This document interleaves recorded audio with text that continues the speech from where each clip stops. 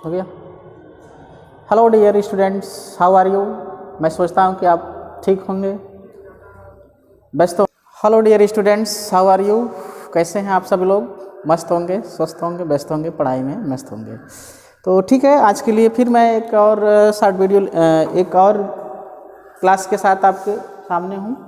इसमें हम बात करेंगे बायोमॉलिक्यूल्स। तो बायोमॉलिक्यूल्स जिसको हम जैव अणु कहते हैं, क्या कहते हैं? जैव अणु। जैव अणु। तो जैव अणु जिसको हम कहते हैं बायोमॉलिक्यूल। तो बायोमॉलिक्यूल जैव अणु। अगर हम इसकी बात करें बायोमॉलिक्यूल्स क्या होता है, तो बायोमॉलिक्यूल्स ये है जैव अणु होते हैं। यानी अगर हम बात करें कि इस पृथ्वी पर जितने भी जीवधारी हैं, सजीव हैं, वे सभी सजीव जो जीवित रहने के लिए एनर्जी का रिक्वायरमेंट रखते हैं, उनको जो जिनसे वो एनर्जी प्राप्त करते हैं, उनको हम जैव अणु कहते हैं। अर्थात हम ये कहें कि जैव अणु प्रकृति में पाए जाने वाले समस्त सजीव तंतु, यानी प्रकृति में जितने भी जीव या सजीव तंतु पाए जाते हैं, वह सभी के सभी किससे बने होते हैं? जैव अणु से बने होते हैं। जैव अणु, ये जो जैव अणु है, यह एक क्या है? जटिल कार्बनिक पदार्थ है। जटिल कार्बनिक पदार्थ है। क्या है? जटिल कार्बनिक पदार्थ है। जटिल कार्बनिक पदार्थ। तो जितने भी सजीव होते हैं, सजीव तंतु, वे सभी जो है जटिल कार्बनिक पदार्थों से मिलकर के बने होते हैं। अब ये जो जटिल कार्बनिक पदार्थ होते हैं, यह जटिल कार्बनिक पदार्थ जिसको हम जटिल अणु कहते हैं। क्या कहते हैं? जटिल अणु, है ना। अब इसी जटिल अणु को चूंकि जीव के अंदर पाए गए हैं, तो जीव के अंदर पाए जाने के कारण इनको हम क्या कहेंगे? जैव अणु कहेंगे। क्या कहेंगे? जैव अणु। तो अगर हम बात करें आगे जैव अणु, यानी प्रकृति में अब तक जैव अणुओं की संख्या जो है, मतलब जो जैव अणु बना रहे हैं तत्व, उनका जो संगठक है वह लगभग 25 से अधिक, कितना भैया? 25 से अधिक तत्व, 25 से अधिक तत्वों का संगठन, मतलब 25 से अधिक तत्व आपस में मिल करके क्या बना रहे हैं? जैव अणु बना रहे हैं। अब ये जो जैव अणु है, इनसे क्या होती है? जैव रासायनिक क्रियाएं होती हैं। कौन सी? जैव रासायनिक क्रियाएं होती हैं। तो ये जैव रासायनिक क्रियाएं जो होती है, इनसे उनको क्या मिलती है? ऊर्जा मिलती है। क्या मिलती है? ऊर्जा मिलती है। ठीक है भैया। तो इनसे उनको क्या मिलती है? ऊर्जा मिलती है। अगर हम बात करें तो ये जो जैव अणु बना रहे हैं, हमने कहा 25 से अधिक तत्व मिलकर बना रहे हैं। अब 25 से अधिक तत्वों में जो मुख्य तत्व है, थोड़ा सा ऊपर कर लेते हैं, यानी जो मुख्य तत्व है, मुख्य ये जो जैव अणु बना रहे हैं, इनमें प्रमुख तत्व कार्बन है, हाइड्रोजन है, नाइट्रोजन है, फास्फोरस है, सल्फर है, ऑक्सीजन है। तो ये जो तत्व है, ये प्रमुख मतलब अधिक मात्रा में उपस्थित होकर के जैव अणु का निर्माण करते हैं, और वह जैव अणु रासायनिक क्रिया करके क्या बनाते हैं? ऊर्जा उत्पन्न करते हैं। अब चूंकि ऊर्जा अगर हम बात करें, तो ऊर्जा जो है जैव अणु को किससे मिलती है? ग्लूकोज से मिलती है। किससे मिलती है? ग्लूकोज से। तो ग्लूकोज का फार्मूला सबको पता होगा, क्या होता है? देख लें, ग्लूकोज C6H12O6 क्या होगा? ऑक्सीडेशन होगा। ठीक है भैया। ऑक्सीडेशन होगा तो क्या बनेगा? कार्बन डाइऑक्साइड प्लस जल, और उसके साथ साथ क्या निकलेगी, ऊर्जा निकलेगी। कितना निकलेगी, 2880 किलो जूल पर मोल। ठीक है भैया, ये क्या हो गया, ये ग्लूकोज से क्या निकलती है, ऑक्सीडेशन होगा ग्लूकोज का, और ग्लूकोज से इतनी ऊर्जा उनको प्राप्त होती है। ठीक है, यहाँ तक बात क्लियर है। अच्छा जी, अगर हम आगे बात करें तो जो ग्लूकोज की क्रिया होती है जिसको हम ग्लाइकोलिसिस कहेंगे, अगर मैं रियल में बात करूं तो ग्लूकोज की जो क्रिया होती है वह देखिए, ये ग्लूकोज है, क्या है, ग्लूकोज, ये ग्लूकोज हो गया। अब ग्लूकोज में 36 एडीपी, क्योंकि हम ग्लाइकोलिसिस की बात कर रहे हैं, यानी ये जंतु की बात कर रहे हैं, जंतु के अंदर कैसे ग्लूकोज से उसको ऊर्जा प्राप्त होती है, मैं उसकी बात कर रहा हूँ। तो उसके लिए हम क्या करते हैं, ग्लूकोज अणु हो गया, इसमें 36 एडीपी और 36 आर्थोफास्फोरिक अम्ल। देखिए 36 मॉलिक्यूल क्या लिया, आर्थोफास्फोरिक अम्ल, उसके बाद ऑक्सीजन।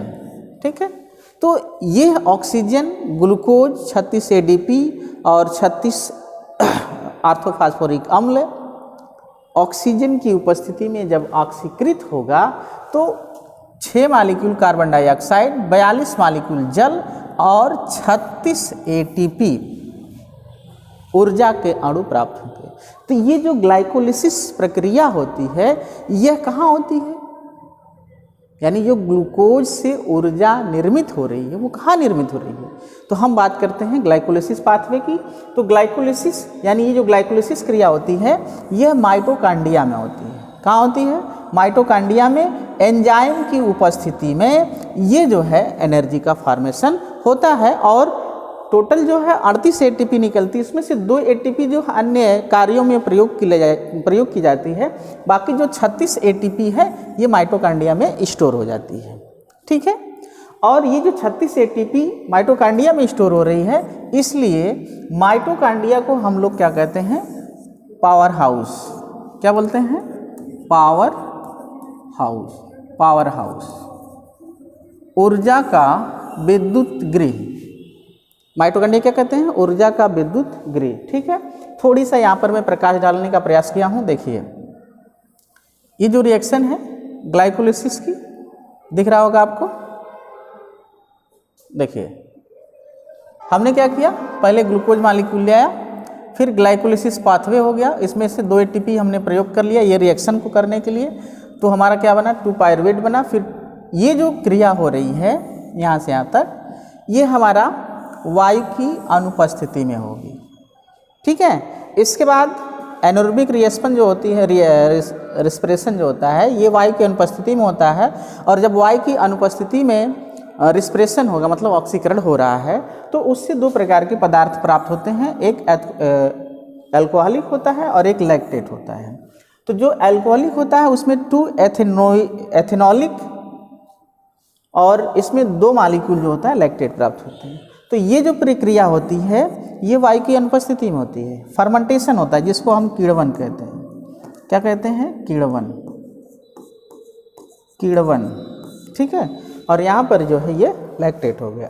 फिर इसके बाद जो है इन क्रिया के फलस्वरूप इसमें हमारा एस्टिल कोएंजाइम आ जाता है बाहर से। एस्टिल कोएंजाइम जैसे ही आएगा यहाँ पर वायवी रिस्पिरेशन होगा। क्या होगा, वायवी रिस्पिरेशन।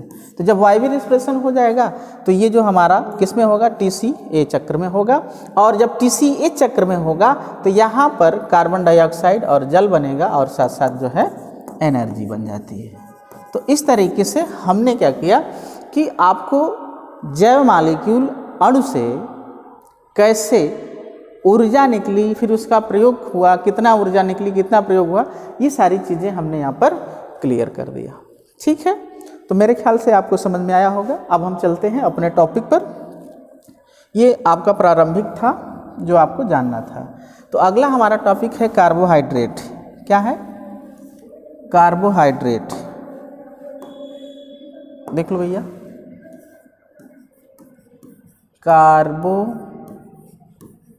हाइड्रेट। ठीक है भैया। अच्छा जी, ये कार्बोहाइड्रेट हो गया। कार्बोहाइड्रेट, तो कार्बोहाइड्रेट क्या है? कार्बोहाइड्रेट एक प्रकार का जटिल कार्बनिक पदार्थ होता है। कार्बोहाइड्रेट क्या है? कार्बोहाइड्रेट एक जटिल कार्बनिक अणु है, पदार्थ है। अब इसको डिफाइन करने के लिए दो विचारधाराएं होगी, एक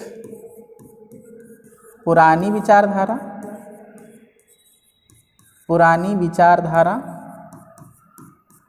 और दूसरा जो होगा आधुनिक विचारधारा। यहीं लिख देते हैं, कौन सा? आधुनिक विचारधारा। ठीक है भैया। तो पुरानी विचारधारा क्या कहती है? पुरानी विचारधारा ये कहती है कि जो कार्बोहाइड्रेट है, पुरानी विचारधारा के अनुसार कार्बोहाइड्रेट कार्बन के हाइड्रेट होते हैं। किसके? कार्बन के हाइड्रेट होते हैं। कार्बन के हाइड्रेट ऐसे मतलब क्या हुआ? ऐसे जैव अणु जो कार्बन के हाइड्रेट होते हैं उनको कार्बोहाइड्रेट कहते हैं। और इनमें जो कार्बन, हाइड्रोजन और ऑक्सीजन, इन तीनों का जो अनुपात होता है वह अनिश्चित होता है, जिसमें केवल हाइड्रोजन और ऑक्सीजन का अनुपात 2:1 रखा जाएगा। और उसके साथ साथ इसको एक सामान्य सूत्र CxH2OY से प्रदर्शित किया जाएगा। ठीक है। तो पुरानी विचारधारा हमको ये बताई कि कार्बन के हाइड्रेट्स कार्बोहाइड्रेट कहलाते हैं, जिसमें हाइड्रोजन और ऑक्सीजन का अनुपात क्या होता है? 2:1 होता है। और उनको हम जो है CxH2OY से प्रदर्शित करते हैं। कुछ एग्जाम्पल देखते हैं। एग्जाम्पल में अगर हम बात करें तो जैसे हमने लिखा ग्लूकोज, क्या लिखा? ग्लूकोज। और क्या लिखा? फ्रक्टोज। क्या लिखा? फ्रक्टोज। तो ग्लूकोज, फ्रक्टोज, लैक्टोज और माल्टोज सभी आ जाएंगे। ठीक है। चलिए इसका हम फार्मूला देखें तो C6H12O6, C6H12O6, C6H12O6। तो अनुपात अगर देखें हाइड्रोजन कार्बन का तो 2:1। भैया आधा करेंगे तो होगा 2:1। इसमें भी देखा जाए 2:1, इसमें भी देखा जाए 2:1। अगर इनको हम CxHy के रूप में लिखते हैं तो H2O और C6, यहाँ 6 कर दीजिए। देखिए ये तीनों जो है फॉलो कर रहे हैं। तो इस तरीके से कार्बोहाइड्रेट की जो पुरानी विचारधारा थी वो कही कि जो भी जैव अणु CxH2OY जिसमें हाइड्रोजन और ऑक्सीजन का अनुपात 2:1 होगा, अगर फॉलो करता है तो उसको हम कार्बोहाइड्रेट कहते हैं। ठीक है। यहीं पर थोड़ा सा और अगर हम चर्चा कर लें तो कार्बोहाइड्रेट ये जो पुरानी विचारधारा थी कौन सी? CxH2OY और हाइड्रोजन और ऑक्सीजन 2:1। ये जो भी जैव अणु फॉलो करेगा उसको हम कार्बोहाइड्रेट कहेंगे। तो कुछ ऐसे भी तत्व मिल गए जिसमें हमने कहा C2H4O2 ये CH2O, फिर C3H2O का थ्राइस। इसको हम फॉर्मल्डिहाइड कहते हैं, इसको एस्टिक एसिड कहते हैं और इसको लैक्टिक एसिड कहते हैं। क्या कहते हैं? लैक्टिक एसिड, एसिटिक एसिड और फॉर्मल्डिहाइड। तो यह देखा जाए तो जो हमारा ये फार्मूला है तीनों, ये इसको भी प्रयोग कर रहे हैं, इसको भी फॉलो कर रहे हैं, मतलब दोनों को फॉलो कर रहे हैं, लेकिन इनको हम कार्बोहाइड्रेट नहीं कहते क्योंकि यह जो है फॉर्मल्डिहाइड और यह अम्ल है एस्टिक एसिड, यह भी लैक्टिक एसिड अम्ल है जो पुरानी विचारधारा को फॉलो करती है, लेकिन ये कार्बोहाइड्रेट नहीं है। ठीक है। तो ऐसे में अब हम कौन सी परिभाषा बताएं? फॉलो भी कर रहा है, नहीं भी कर रहा है, तो किसको मानेंगे कार्बोहाइड्रेट परिभाषा? तो ये विचारधाराएं छोड़नी पड़ गई। ठीक है। आधुनिक विचारधारा देख लेते हैं। आधुनिक विचारधारा में कार्बन, हाइड्रोजन, ऑक्सीजन, तो इसको हम 3 प्रकार से व्यक्त कर रहे हैं। एक ठो हमने लिख लिया CHO, एक ठो हमने लिख लिया और एक ठो हमने लिख लिया OH। देखो इसको हम क्या बोलते हैं, इसको हम एल्डिहाइड बोलते हैं, एल्डिहाइड। इसको क्या बोलते हैं, कीटोन। और इसको क्या बोलते हैं, अल्कोहल, अल्कोहल। तो नई परिभाषा यहीं से मिलकर बन जाएगी कि कार्बोहाइड्रेट्स ऐसे जैव अणु होते हैं जिनका जल अपघटन करने पर पॉलीहाइड्रोक्सी, क्या, पॉलीहाइड्रोक्सी एल्डिहाइड या फिर कीटोन प्राप्त होता है, उसको हम कार्बोहाइड्रेट कहते हैं। एक बार पुनः परिभाषा सुनिए, ऐसे जैव अणु, ऐसे जैव अणु या ऐसे जटिल कार्बनिक अणु जिनका जल अपघटन करने पर पॉलीहाइड्रोक्सी एल्डिहाइड या कीटोन प्राप्त होते हैं, उनको हम क्या कहते हैं, कार्बोहाइड्रेट कहते हैं। ठीक, क्लियर हुआ? फिर से सुन लीजिए कि ऐसे जैव अणु जिनका जल अपघटन करने पर पॉलीहाइड्रोक्सी एल्डिहाइड या कीटोन प्राप्त होता है, उसको हम क्या कहते हैं, कार्बोहाइड्रेट कहते हैं। ठीक है भैया? अच्छा जी, अब हम आगे थोड़ा सा चर्चा कर लें। क्या, classification, classification of carbohydrate, carbohydrate.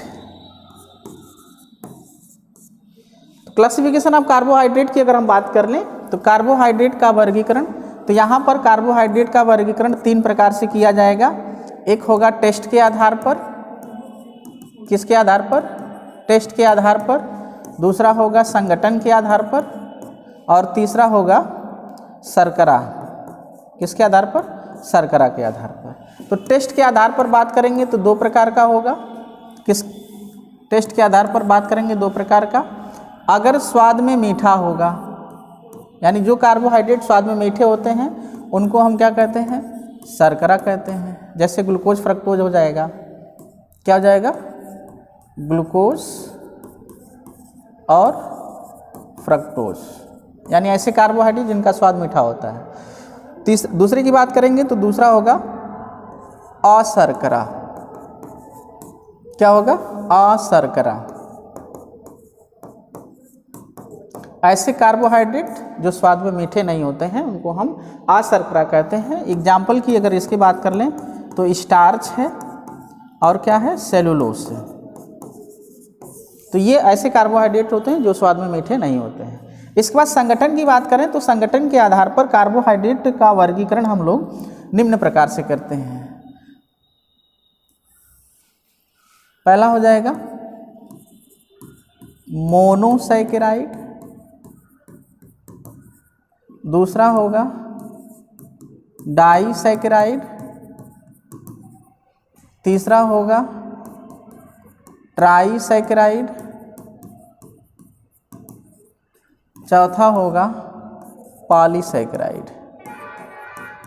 ठीक है, पॉलीसैकेराइड। इन दोनों को हम क्या कहेंगे, ओलिगोसैकेराइड,